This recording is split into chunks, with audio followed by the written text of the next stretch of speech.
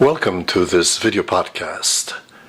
In my presentation last week at the Hudson Institute on State-Church Relations in Poland under Communism, the Vatican's Ostpolitik, and their lessons for today's China-Vatican relations, I must add I'm not a China expert, and my presentation focused largely on East Central Europe during the Cold War. I mentioned today's plight of Voice of America Mandarin Service journalists who believed they were resisting censorship and pressure from the communist government in Beijing and got punished for it by their own senior management in the federal agency of the US government for which they work. In April last year, several VOA Chinese editors and reporters wanted to air live a lengthy TV interview with Chinese whistleblower Guo Wengui and to stream it on social media. After the Chinese government made threats, senior VOA executives ordered VOA Chinese broadcasters to cut the interview short on Facebook Live and to limit the scope of questions. Management accused their China branch editors and reporters of not following instructions and of practicing poor journalism, charges denied by these experienced VOA multimedia professionals, one of them a former political prisoner in communist China. I wish more people would come to the defense of VOA broadcasters who are being threatened with firing for trying to resist what they saw as censorship by communist China and their own management, or at least demand that results of a broad, transparent investigation be made public as soon as possible.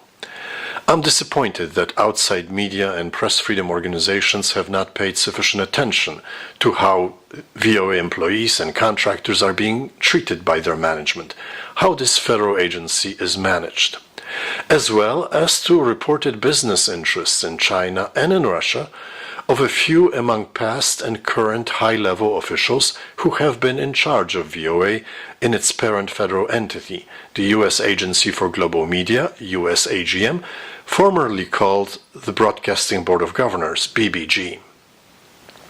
This U.S. government agency on its own has tried to interfere with and restrict domestic U.S. watchdog reporting about its many management failures. Interference not to the same degree or as brutal as that practiced by the governments of China, Iran, and Russia, of course, but disturbing enough since this is a U.S. government media outreach operation funded by U.S. taxpayers to promote press freedom abroad. I'm Ted Lipien, independent journalist and writer, former acting associate director of the Voice of America, and co-founder of the online coldwarradiomuseum.com and pro-media freedom watchdog website bbgwatch.com. Thank you for listening. Please take a look at these two short video excerpts. The Hudson Institute has been in the forefront of assessing and exposing various threats to freedom worldwide, and I'm grateful for this opportunity to speak here from my own experience and my study of the Catholic Church in formerly communist-ruled Poland and its Vatican connections. I'm not here on behalf of any organization. I don't have any current or past financial or other links with China, the Vatican, the Catholic Church, the Polish government, or any other foreign government, foreign business, or foreign academic institution.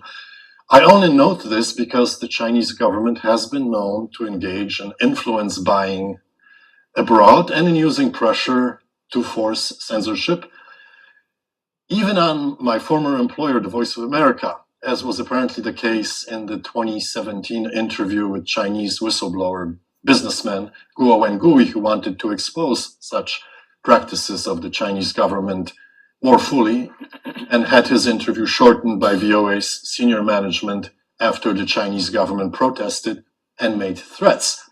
VOA senior manager denied that pressure from the Chinese government was involved in any programming decision. By the way, some of the VOA Mandarin Service journalists who had opposed the management's decision to cut short the Guo Wengui interview are now being threatened by senior VOA management with firing.